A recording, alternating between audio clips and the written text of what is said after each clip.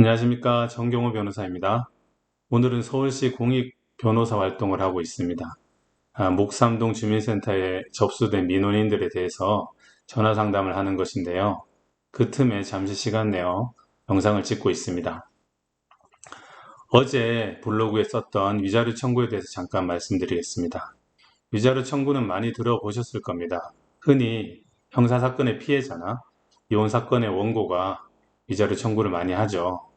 위자료 청구는 손해배상 청구 중에 정신적 손해에 대해서 배상을 구하는 것입니다. 손해배상 청구는 민법 750조에 의한 손해배상 청구가 있고 390조에 의한 채무불이행에 의한 손해배상 청구가 있습니다. 그런데 대법원은 채무관계 390조에 의한 채무불이행에 의한 손해배상 청구인 경우에는 특별한 사정과 상대방의 예견 가능성이 있을 때 인정한다고 하고 있습니다. 예외적으로 인정한다는 말씀이죠. 어제 오후 사건 중에서 택시 회사가 레카차 업체에게 과도한 부당 요금 청구 등으로 손해배상 청구를 한 사건이 있었는데요. 위자료 청구까지 한 사건입니다. 1심 법원은 위자료 청구를 기각했어요. 그 이유는 바로 레카차 업체와 택시 회사는 채무 관계이기 때문입니다. 채무 불이행 관계인데 택시 회사가 어떤 회복할 수 없는 정신적 손해에 대한 특별한 사정을 입증하지 못하였고 상대방도 그 특별한 사정을 예견할 수 없었다 해서 기각된 것입니다. 그런데 특이하게도 이 사건은 1심 판결 이후에 사정 변경이 발생했어요. 레카차 업체가 시청으로부터 과태료 처분을 받은 것이죠. 부당 징수 요금의 이유로. 그래서 이 택시회사와 레카차 업체는 단순한 채무 관계가 아니라 이제는 불법 행위 관계로 변경이 되었습니다.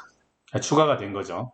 그래서 이 택시 회사는 항소심에서 불법 행위에 의한 손해배상 청구를 주장할 수 있고 위자료도 잘 증명을 하면 받을 수 있을 것으로 보입니다.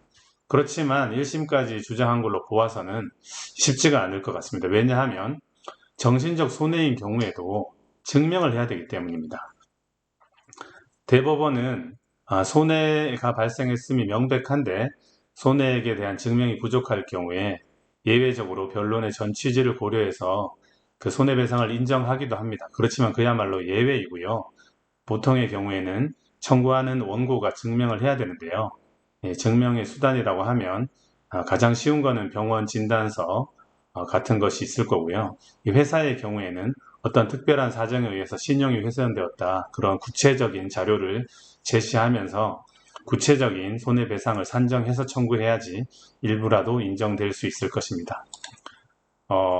이 위자료 청구는 흔히들 많이 주장하시는데요. 사실은 법원에서는 생각보다 좀 소극적입니다. 그것은 증명의 문제이기 때문입니다. 증명이 부족하기 때문인데요.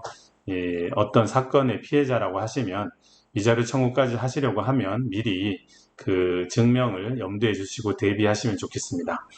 민사소송은 증명의 문제라고 볼 수 있을 정도로 증명이 참 중요합니다. 그것을 다시 한번 강조해서 말씀드리고요.